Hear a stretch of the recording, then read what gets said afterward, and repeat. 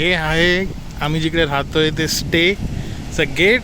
आणि तुम्ही बघताय अक्षरशः 5 ते 7 पावलांवर समुद्र आहे. भरती आल्यावर तर अक्षरशः दारात ऑलमोस्ट येतं आहे. आणि तिकडनं आम्ही गाडी वर चढवली बीचवर ना, इकडे पार्क केली आणि हे कम्प्लीट कंपाऊंड आम्हाला दिलं आहे. इकडे नारळाचं झाडवर चढायला बसायला हे आहे, इकडे बोट आहे, इकडे थोडंसं पॉन्ड आहे छोटंसं, इकडे बॉनफायरसाठी जागा आहे, रात्री बैलगाडी आहे मजेसाठी, तिकडे जेवणासाठी इकडे सोय, झोपाळे आहेत, इकडे काय म्हणतात ते लटकणारे झुले, थोडंसं ॲडव्हेंचरस म्हणून हे ट्रेकिंग टाईप जाळी आहे लटकायला. तिकडे ती शिडी दिसते तुम्हाला, ही बघा, या शिडीवरनं चढायचं वर.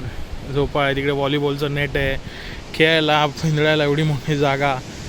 आणि फुल हे पूर्ण कंपाऊंड आम्हाला मिळणार. No one else.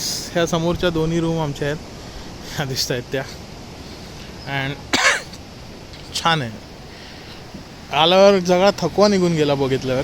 कंटाळलो होतो थोडंसं ट्रॅव्हलिंगनी, पण once we just came in to the property एकदम फ्रेश वाटलं आम्हाला.